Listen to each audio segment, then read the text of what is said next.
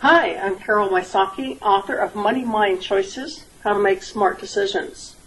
And I'm here today to talk about your net worth. Do you know your net worth?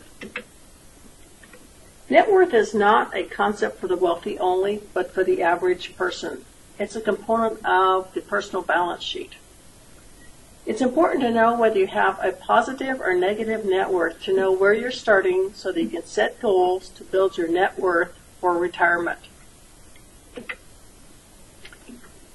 The basic formula for the balance sheet is assets equals liabilities plus net worth for a business balance sheet. For a personal balance sheet, we're going to use a similar equation, resources owned equals owed plus paid for.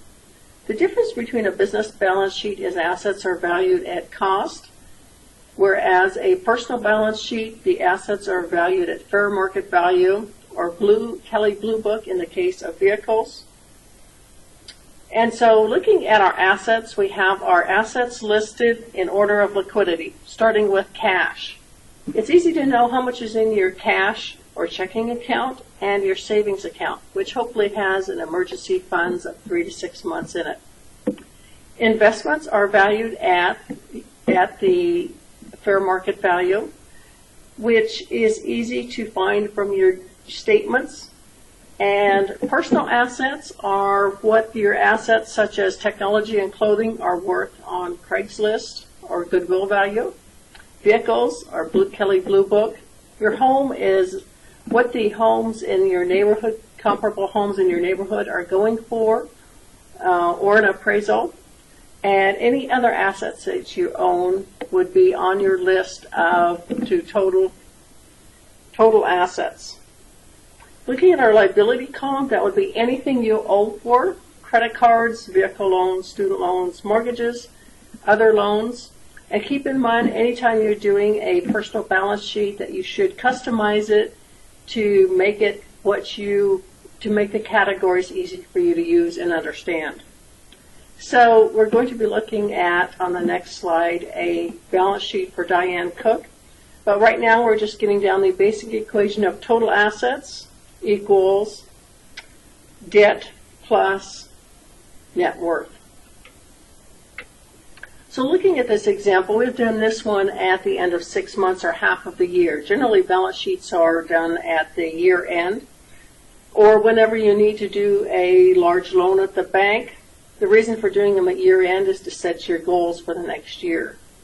So looking at this, we have cash of $200, checking accounts, some emergency funds, market value of investments, vehicles, we have furniture and appliance category, technology, clothing, home, and other assets. So it's important to list your categories of what you have, to take a balance sheet and customize it, what is good for you.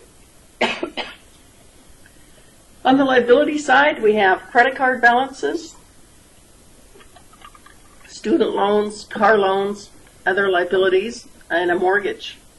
So the total liabilities total $240,000 out of $313,000.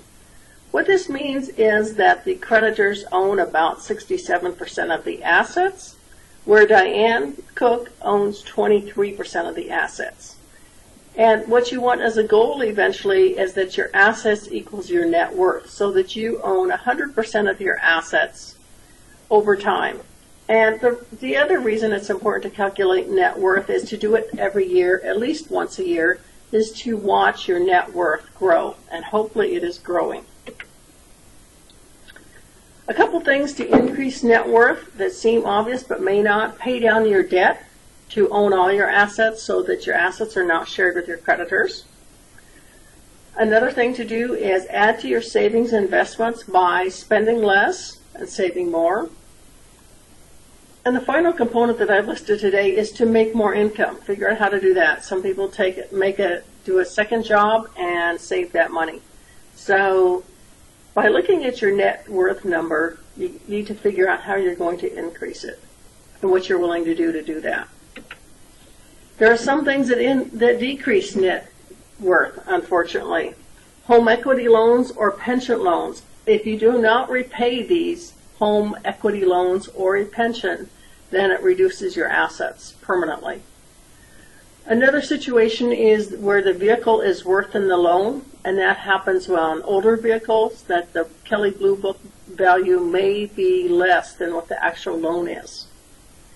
Unfortunately, that can happen with homes where the home value is dropped less than the mortgage, or it's called underwater, and that's an unfortunate situation. Another area that can decrease net worth is student loans. There's no asset on the balance sheet for a completed degree. And so that is an unsecured loan, which is usually more expensive than a secured loan, such as a home equity loan, pension loan, or vehicle loan, or home loan, are all secured by those assets. And quite often you have a negative net worth because there's not very much on the asset side. So many young students start out have a negative net worth. But knowing that helps you make better decisions. And so as you think through large decisions and the impact on your net worth, hopefully you can make some good informed decisions. In thinking about knowing your numbers, it's important to know what you owe and how long it's going to take you to pay it off and what the interest rate is. It's important to know the components of your debt.